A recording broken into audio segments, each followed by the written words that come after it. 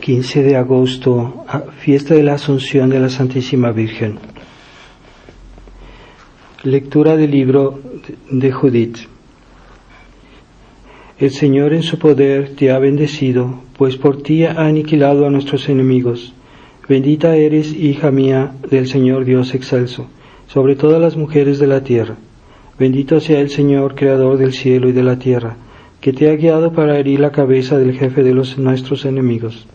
Y ha hecho tan célebre tu nombre, que no desaparecerá tu loor de labios de los hombres. Recordarán por siempre el poder del Señor. No has temido exponer tu vida al ver las angustias y la tribulación de tu linaje, sino que nos has salvado de la ruina, bajo la mirada de nuestro Dios. Tú eres la gloria de Jerusalén, tú el orgullo de Israel, tú el honor de nuestro pueblo. Continuación del Santo Evangelio según San Lucas.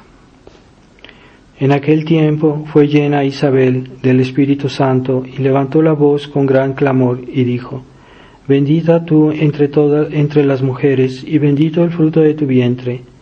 ¿Y de dónde a mí este honor que venga a mí la madre de mi Señor? Porque he aquí que al sonar la voz de tu salutación en mis oídos, ha dado el niño saltos de júbilo en mi seno. Dichosa tú que has creído en el cumplimiento de lo que se te ha dicho de parte del Señor. Y dijo María: Mi alma exalta al Señor, y mi espíritu se regocija en Dios mi Salvador, porque ha puesto sus ojos en la humildad de su sierva.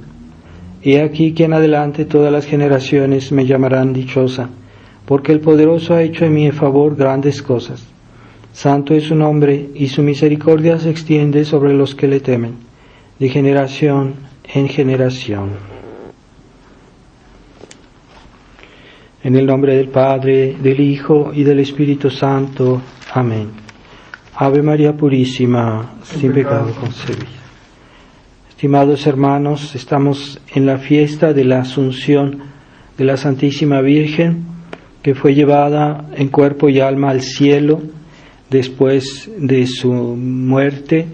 Ella resucitó inmediatamente y fue llevada al cielo de una manera milagrosa, no por su propio poder, sino por el poder de Dios, a diferencia de Jesucristo, que cuando no decimos asunción, sino la ascensión de nuestro Señor, porque Él subió al cielo por su propio poder.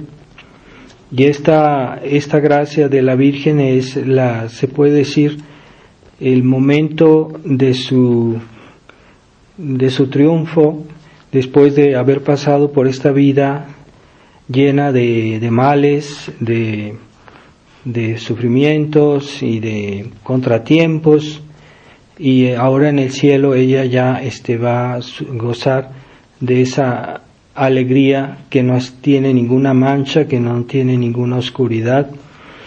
Pero ella, en medio de todo esto, de esta vida, ella nunca manchó su alma, y así como Dios se la dio desde el primer instante de su concepción, así ella se la regresa a Dios perfecta, sin ningún pecado, sin ninguna oscuridad, porque ella siempre fue fiel a la gracia, y ella tuvo una gracia muy particular porque debería ser la madre de Dios. Así que en su vida hubo una perfecta fidelidad a la gracia. Es lo que nosotros debemos pedir a ella, no a ese grado, no a ese nivel, pero sí pedirle que nos ayude a ser fieles a la gracia en esta vida, por su intercesión, por la intercesión de su corazón inmaculado, que sirvió siempre a Dios con fidelidad, porque todas las obras de una persona, a fin de cuentas, son atribuidas a su corazón, a su voluntad, y por eso son sus obras. Así que toda la vida de la Virgen María es un reflejo de su corazón, de su amor, de su sumisión a la voluntad de Dios, y de ese corazón que era humilde, que era sumiso a la voluntad de Dios y perfectamente obediente. esa obediencia que necesitamos en esta época, que en esta época no sé, la gente no entiende qué quiere decir obediencia, y está por algunos ignorada, por otros deformada, pero la obediencia es una gran virtud. Y Jesucristo, cuando vino a este mundo, también fue obediente, y obediente hasta la muerte de cruz. Y esa obediencia es un modelo, no es solo para que la admiremos.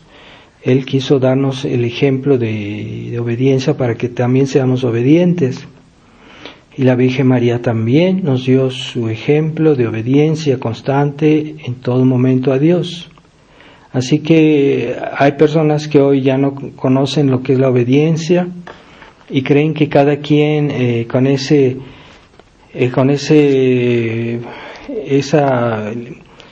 racionalismo, esa mentalidad que viene desde el tiempo de Lutero, ¿verdad? Porque él comenzó con eso, al decir, con el libre examen, que la inteligencia no debe someterse a los superiores, que no debe, que quiere solita comprender todo, y no, necesitamos tener superiores, necesitamos obedecer a Dios, obedecer a la Iglesia, y por ese medio vamos a obtener lo que nosotros no podemos alcanzar por nuestras fuerzas, y es necesario ser obedientes. Esa obediencia finalmente es la obediencia a Dios, así que Dios quiere ser servido por medio de intermediarios, ¿verdad? Cuando Dios le propuso a la Virgen María si quería ser madre de Dios, lo hizo por medio del arcángel San Gabriel, y muchas cosas que Dios le pidió a la Virgen lo hizo por intermediarios, pero la Virgen siempre dijo sí, y no dijo, es que yo no obedezco a los hombres, yo obedezco a Dios. No, es que ella aceptó, aunque fuera por intermediarios. Entonces así nosotros, hoy la gente no entiende eso, con ese liberalismo, ¿verdad? La gente, ese liberalismo que viene del protestantismo, que viene del libre examen, y esa mentalidad de que cada quien es libre de pensar lo que quiera, es igual a decir la libertad religiosa, ¿verdad? Que todos pueden pensar lo que quieran, y según sus criterios, pero no. Dios nos dio órdenes, Dios nos dio directivas desde siempre, y Él nos dijo que deberíamos aceptar esa religión que Él fundó, que Él quiso, y eso no es facultativo, no es voluntario, que yo escojo, que yo decido. No, esa es la voluntad de Dios, y en ese sentido debemos obedecer, y a veces Dios quiere que lo obedezcamos por medio de nuestros superiores, pero ahí está la trampa del demonio, que hoy se nos dice, no, es que ustedes tienen que obedecer a los papas conciliares, a los obispos conciliares, a los sacerdotes conciliares, pero ahí está el engaño, porque ellos, para que yo obedezca a mis superiores, ellos deben estar también sometidos a Dios, porque si yo me someto a una persona que está en rebelión contra Dios, pues yo me estoy sometiendo a la rebelión y no a la obediencia. Así que se entiende, cuando yo hablo de obediencia, es siempre bajo la mirada de Dios.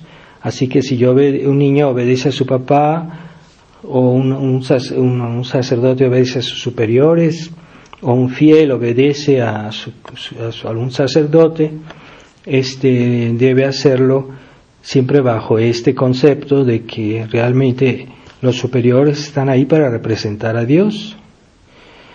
Y si no lo representan o están en rebelión con Él, entonces eso ya no es obediencia, es someterse a la rebelión contra Dios, y eso está mal. Pero cuando no tenemos la evidencia de que un superior se equivoca, o que un superior está en ruptura con Dios, debemos obedecerlo, ¿verdad? Porque si no, la obediencia no tiene sentido. Entonces, Cuando nosotros hoy desobedecemos a lo que dice el Papa Francisco, a lo que han hecho el Concilio Vaticano II, desobedecemos porque tenemos la certitud, tenemos la evidencia de que este concilio está en rebelión contra Dios, en ruptura contra Dios. Entonces, en ese sentido, no puede haber obediencia y no debe haber obediencia.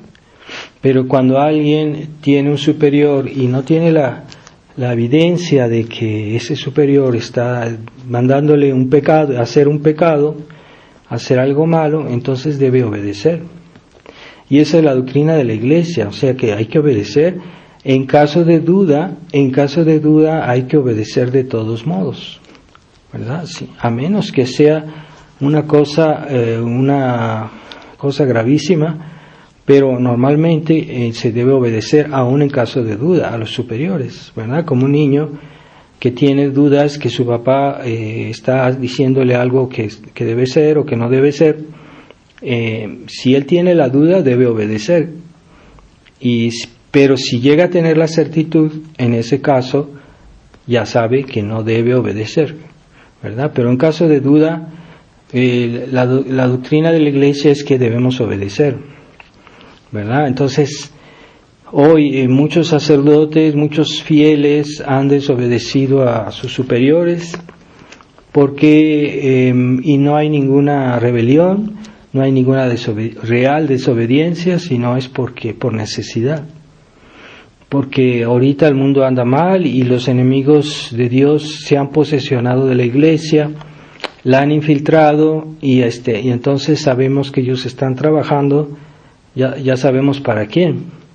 Entonces en ese caso no debe haber obediencia. En ese caso no, pero es un caso preciso, ¿verdad? Entonces la obediencia es muy meritoria porque el acto de obediencia es a veces no solo someternos en nuestros actos. Por ejemplo, si un superior nos dice hacer esto, hacer aquello, eso no es suficiente. Debemos someter nuestra voluntad, nuestra inteligencia. Así que debemos aceptar las cosas y no estar como diciendo, cuestionando siempre, ¿verdad? A menos que sí haya una razón muy fuerte para dudar, ¿verdad? Entonces, yo creo que cuando hoy escuchamos hablar a los obispos modernos o a los papas conciliares, tenemos ya una muy fuerte aprehensión de que algo va a andar, que algo no va a estar bien, pero tenemos una razón de peso. Pero cuando no hay eso, hay que aceptar, ¿verdad? Entonces no hay que estar siempre cuestionando, porque eso de cuestionar todo es también liberalismo, es también desobediencia y es también pecado. Entonces debemos aceptar a veces lo que nos dicen nuestros superiores, ¿verdad? Como un niño que es bueno, no solo va a hacer lo que su papá le dice, sino que también lo va a aceptar como verdadero, como justo, a menos que hubiera una razón muy fuerte de peso para que él tuviera una duda, pero si no la hay, él debe no solo hacer lo que le dicen, sino aceptarlo y consentirlo, ¿verdad? Porque esa es el sentido de la obediencia cristiana. Y así Jesús en la cruz, él en el jardín de los olivos, pues él tenía miedo, también pidió diciendo si es posible que pase este cáliz, pero no que se haga tu voluntad, ¿verdad? Entonces él también tuvo ese rechazo natural a la cruz, ¿verdad? Como nosotros lo tenemos a veces cuando tenemos alguna cosa que hacer, que es una obligación, pues a veces lo hacemos, nos cuesta aceptarlo, pero no quiere decir que lo rechacemos, sino que simplemente nos cuesta.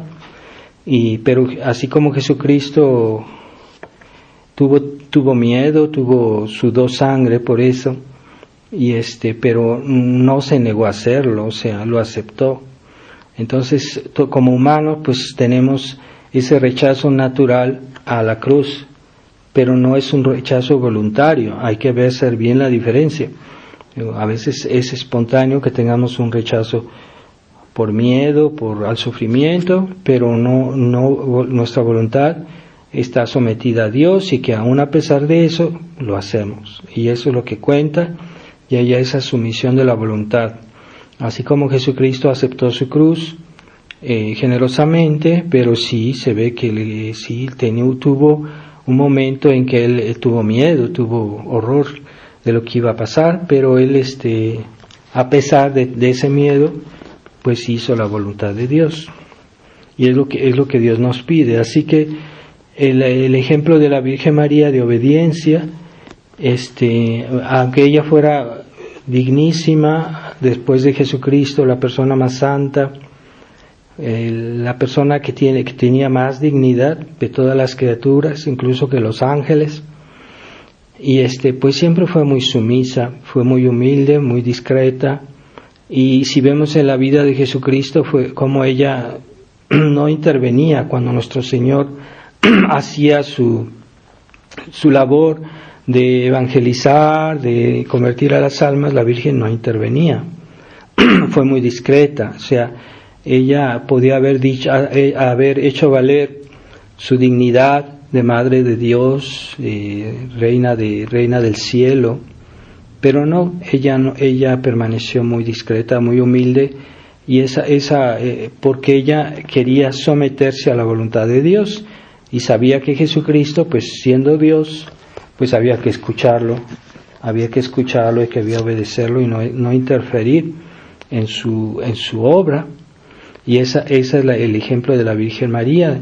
Así que toda la vida de la Virgen María fue esa perfecta obediencia, perfecta fidelidad a la gracia, que es también obediencia, ¿verdad? Cuando cada vez que Dios nos da sus gracias, nosotros las aceptamos, las seguimos, las hacemos fructificar, es obediencia a la gracia que Dios nos presenta y que quiere que nosotros la aceptemos, y eso es obediencia, esa fidelidad a la gracia que hoy ya muchos católicos no saben qué es eso, no saben qué es ser fiel a la gracia.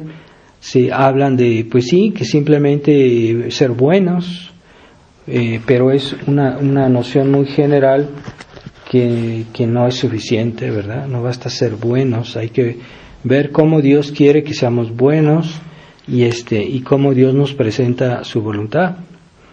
Y Dios en nuestra vida, pues hay muchos elementos, no es solo lo que aprendemos por aquí y por allá, sino también Dios nos motiva, nos da su gracia, y debemos ser fieles a ella. A veces Dios tiene varios canales, porque por ejemplo hay cosas que recibimos por medio de los ministros de Dios, hay cosas que recibimos por medio de nuestros padres que nos educaron, hay cosas que recibimos a veces incluso por medio de las personas buenas que conocemos, que nos dan ejemplo, que nos dan un buen consejo, y también a veces Dios se sirve de esas personas para iluminarnos, para guiarnos, y es un poquito todo lo que Dios nos presenta que debemos nosotros hacer, encontrar en medio de todo eso la voluntad de Dios, y esas gracias que Dios nos da cuando vamos a misa, cuando rezamos, todas esas gracias también nos manifiestan la voluntad de Dios. Y esa preocupación constante por hacer la voluntad de Dios conocemos esa voluntad de Dios por medio de varias circunstancias, ¿verdad? Pero la principal es la enseñanza de la fe, que la Iglesia nos da desde niños, cuando nos aprendimos el catecismo, cuando escuchamos o leemos, por ejemplo, a los que lo han hecho, ¿verdad? Las enseñanzas de los papas. ¿Quién toma hoy tiempo para leer las encíclicas de los papas antes del concilio? Pues casi nadie se interesa en eso. Pues esa es la enseñanza de los papas, que no está dirigida solo a los sacerdotes o a los obispos, sino está dirigida también a los fieles. Y se pueden conseguir esas encíclicas o esos documentos de los papas preconciliares, se pueden conseguir. Y es una lectura muy interesante. Y aprendemos muchas cosas. Entonces hay que conocer la enseñanza de los papas. Ciertamente el catecismo es un resumen de toda la enseñanza de los papas, de toda la iglesia, de toda la historia, es un resumen. Pero hay gente que desprecia el catecismo porque, como se dice que es para niños, entonces no ven que en el catecismo hay mucha profundidad y puede ser incluso un objeto de meditación, ¿verdad? De meditar el catecismo. Y hay un catecismo que es más explicado, que es para las personas adultas, que son los manuales de instrucción religiosa, que se pueden conseguir, y en internet se pueden conseguir, y algunos muy buenos que yo aconsejo. No aconsejo el catecismo de la Iglesia Católica que hizo el cardenal Ratzinger, porque está infectado de modernismo, y mucha gente no lo ve, precisamente porque no tiene información religiosa y creen que todo está bien y que es tradicional.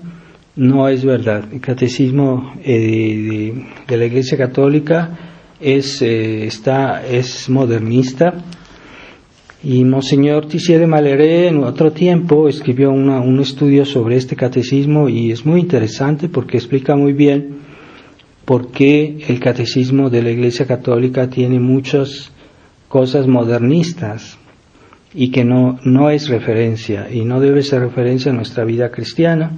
Pero hay otros manuales que fueron escritos antes del concilio de instrucción religiosa, como el que yo difundo a veces, es del padre Faría, y está muy bien hecho y lo recomiendo mucho, y está en español, se puede conseguir en internet.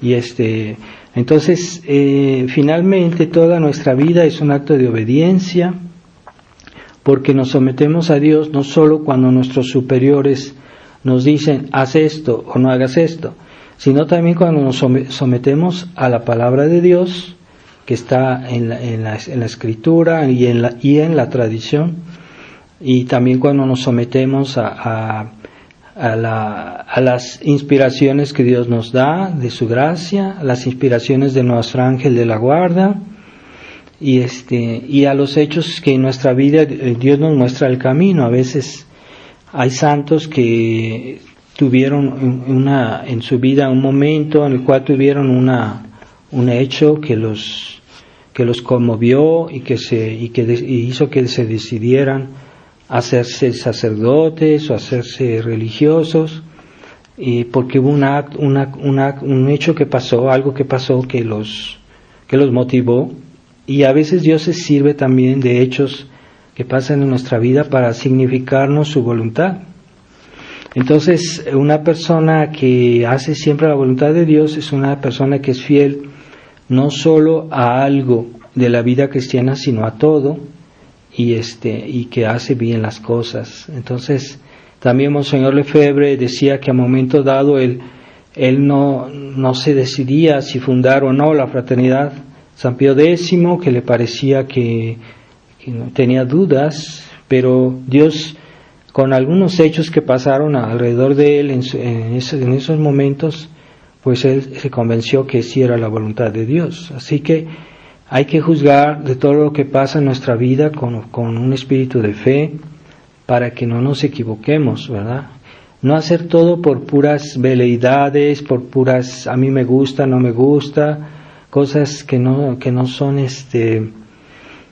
que no son claras, que son sin razón, ¿verdad? Hay que tener razones cuando tomamos grandes decisiones, y esas razones en el fondo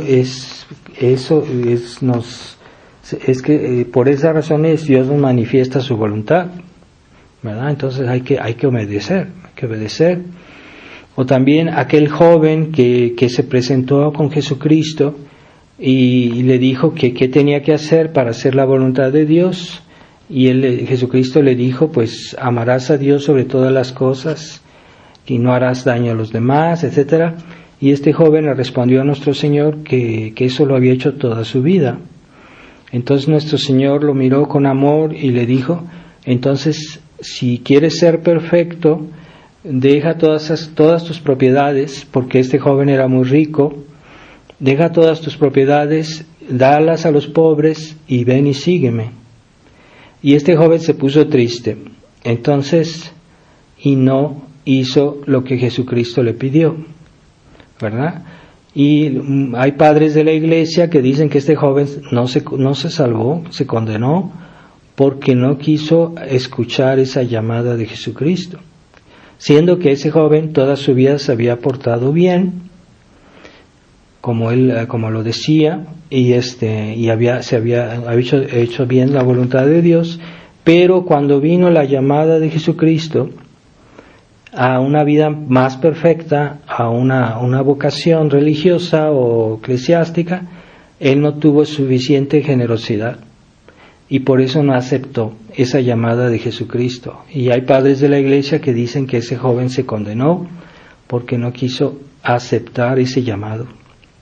Entonces, hay que escuchar siempre a Dios, la voluntad de Dios, y hay que decirnos que siempre el criterio máximo del bien, pues es Dios. ¿Qué es lo mejor que yo puedo hacer? Pues la voluntad de Dios es lo mejor que yo puedo hacer. Aunque yo fuera muy inteligente, aunque yo fuera una persona que sabe todo, que sabe mil cosas, pero de todos modos, aún así, no puede escoger algo mejor que lo que Dios quiera, porque Dios es infinitamente mayor. Así que siempre, en toda situación, lo mejor que podemos hacer es la voluntad de Dios. Y obedecer la voluntad de Dios, pues es obediencia, es virtud de obediencia. Así que la Virgen María siempre obedeció. A veces obedecemos a Dios cuando se nos manifiesta una verdad y decimos, bueno, esto es verdad y entonces yo acepto. Entonces ahí estamos obedeciendo a Dios por medio de esa verdad que hemos conocido. Entonces siempre hay que buscar la voluntad de Dios y Dios no la significa de muchas maneras. A veces son varias circunstancias que concurren y nosotros debemos a base de todo eso hacer como ver cuál es realmente la voluntad de Dios. Así que Dios a veces nos lleva poco a poquito y a veces por intermediario de otras personas o de varias personas, Dios nos hace comprender su voluntad. Y es lo que la Virgen siempre hizo.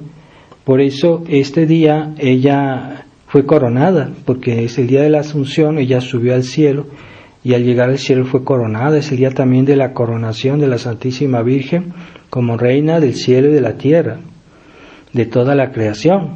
Entonces, ¿por qué? Porque ella siempre obedeció, porque ella siempre hizo la voluntad de Dios, que siempre la voluntad de Dios es mejor que cualquiera de nuestras ideas, de nuestras ocurrencias, de nuestros gustos, de nuestras opiniones. Siempre la voluntad de Dios es forzosamente mejor. Así que obedecer no debería ser tan difícil porque nos conviene hacer la voluntad de Dios. Es mejor para nosotros, siempre lo será. Así que la soberbia del liberalismo es el no querer someterse a la voluntad de Dios, porque en el fondo uno se siente más inteligente que Dios si uno quiere hacer la cosa a su modo. Ciertamente Dios a todos nos dio nuestro carácter, nuestra personalidad y quiere que la usemos, pero ese es un elemento que concurre a conocer la voluntad de Dios, pero es que nosotros también, Dios quiere que hagamos las cosas un poquito con una cierta, que se refleje nuestro comportamiento, nuestro carácter. Dios no actúa de una manera antinatural, sino que también nos pide que vivamos tal como Él nos hizo, ¿verdad? Con nuestro carácter, con nuestra manera de ser, pero a veces no es el único criterio, así que debemos tener cuidado de no ser demasiado personales en nuestras elecciones, ¿verdad? A veces hay que ser un poquito personales y no es pecado, pero no hay que exagerar porque podemos hacernos demasiado egocéntricos y eso es un peligro para la vida espiritual. Así que le vamos a pedir a la Virgen María en este día que ella pues llegó a la máxima dignidad que se le puede dar a una criatura después de a Jesucristo. Madre de Dios, Reina del cielo, Reina del universo, y podemos examinar cuál fue la actitud de la Virgen en su vida, la actitud de su corazón inmaculado, que fue un corazón obediente, obediente en toda circunstancia, y siempre estaba ella reflexionando, como dice la Escritura, decía ella siempre estaba oyendo todo y lo reflexionaba en su corazón, es decir, para saber qué es lo que Dios quiere, qué es lo que Dios quiere que yo haga.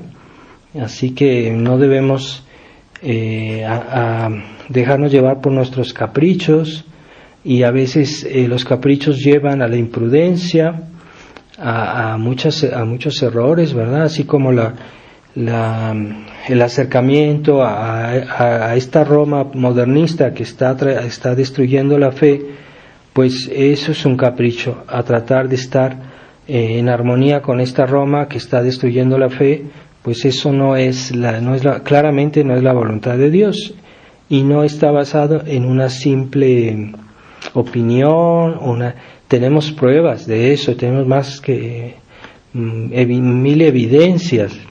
Entonces no se puede comprometer la tradición por una especie de opinión personal, de decir que yo sí voy a tratar de convertir a Roma, voy a tratar de hacer un acercamiento con Roma y todo va a salir bien. Pues no es así.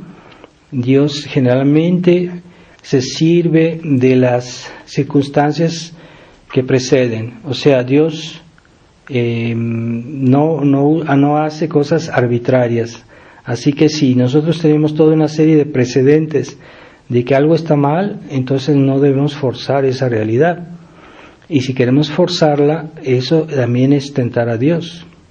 Así que no debemos forzar las cosas y decir, es que Dios me va a ayudar, es que Dios va a hacer esto. Dios sí puede hacerlo, pero Él generalmente sigue el curso ordinario de las cosas, no forza las cosas. Dios en general sigue el curso ordinario de las cosas, y por eso debemos seguir el curso ordinario de las cosas, y eso también es la voluntad de Dios.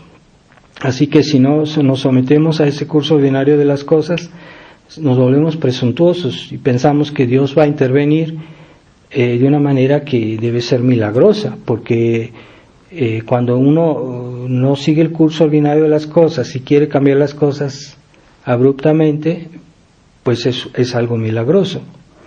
Pero Dios no actúa así ordinariamente. Entonces nosotros debemos vivir en el mundo ordinario y seguir el curso ordinario de las cosas. Y si queremos que Dios intervenga de una manera extraordinaria, estamos tentando a Dios, y no debemos tentar a Dios.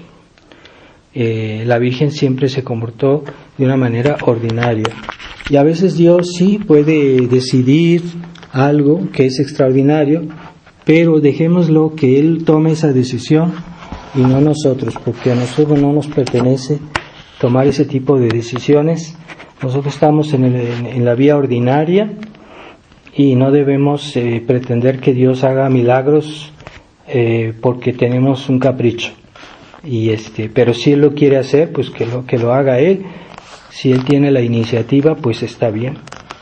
Entonces vamos a pedirle en este día que la Virgen María, vamos a pedir a Dios que la Virgen María sea más conocida, más exaltada, más imitada en esta tierra, porque el hecho que ella sea gloriosa en el cielo, todavía no está completa su victoria hasta que en esta tierra nos reine Jesucristo plenamente. Y eso es lo que vamos a pedirle a ella, que comience por nosotros, que somos su conquista, sus hijos, para que nosotros seamos imitadores de de su corazón inmaculado y de su ejemplo que ella nos dejó de su vida aquí en la tierra. Ave María Purísima, sin pecado concebida.